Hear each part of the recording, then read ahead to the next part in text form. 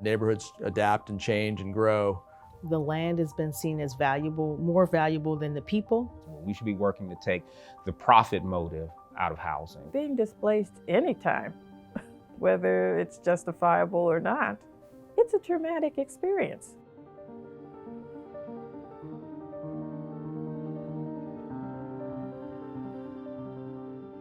African Americans have been in Pittsburgh since at least the 1700s, and there was a very strong abolitionist community in the Lower Hill.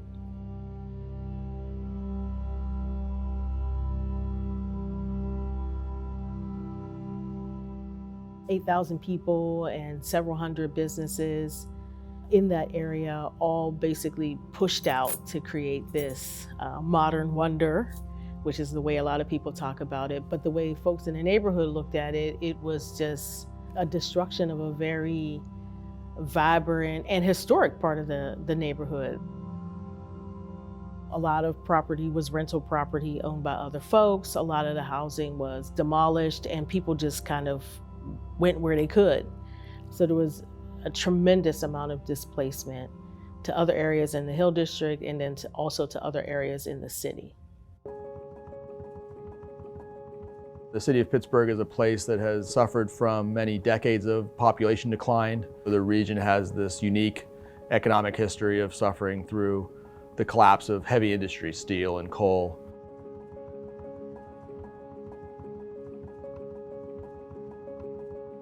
Really, there's tremendous change in the characteristics of the city's population. Age demographics are shifting in the region. Race demographics are shifting in the region.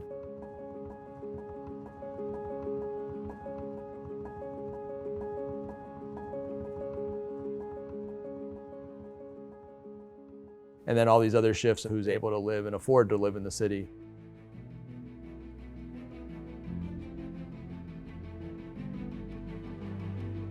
My neighbor is paying like 75% of her income on housing. She also has health issues, so sometimes it comes down to, do I pay rent? Do I pay for my medicine? Do I buy groceries? No one should have to live like that.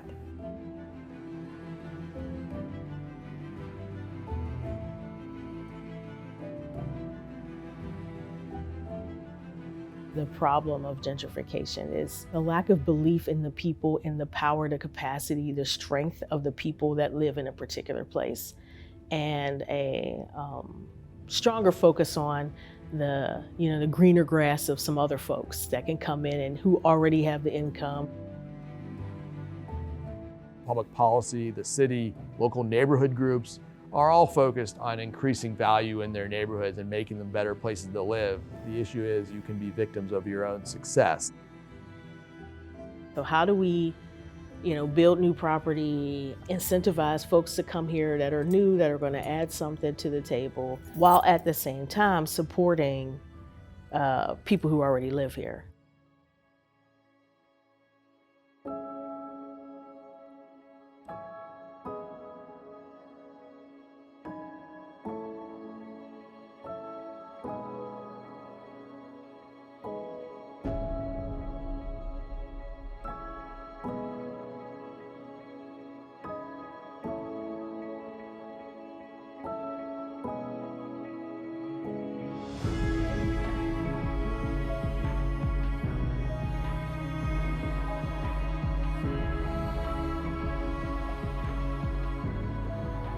As housing prices, rental prices go up, will we continue to be counted as one of these most livable places?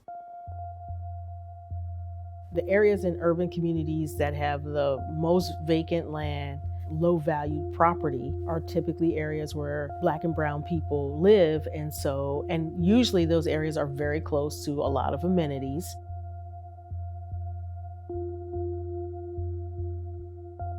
A lot of the population is going into the county because the housing is just more affordable.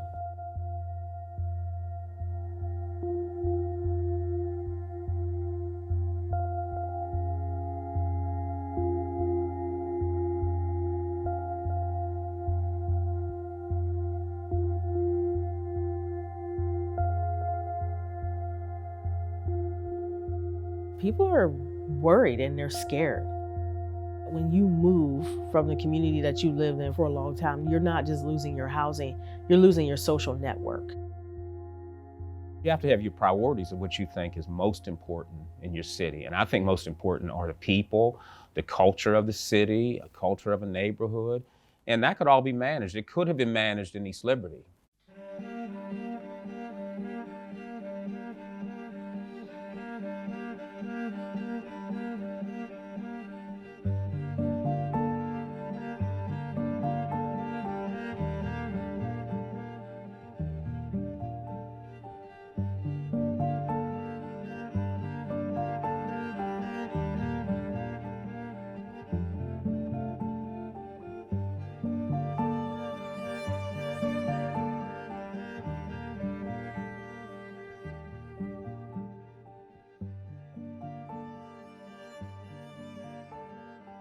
I was part of a mass displacement, and I realized if you don't have a roof over your head or your housing is threatened, that it's hard to function or really to do anything. And so we started a tenant council.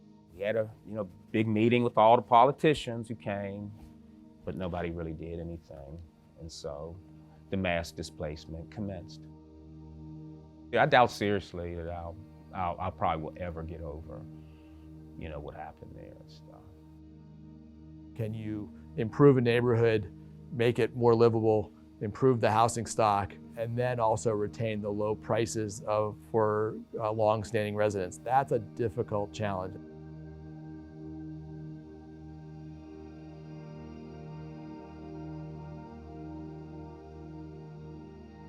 I moved to East Liberty with my mom. We moved into the East Mall high-rise. That was my home for 20 years. The word went around that the high-rises were slated to be demolished. All three high-rises had HUD-recognized tenant councils, so they got together and formed the Coalition of Organized Residents of East Liberty, just so we could sit at the table with the stakeholders to say, what's going to happen to us? There really wasn't much of a plan. It's like, take a voucher, you can move anywhere you want, we'll pay for your move.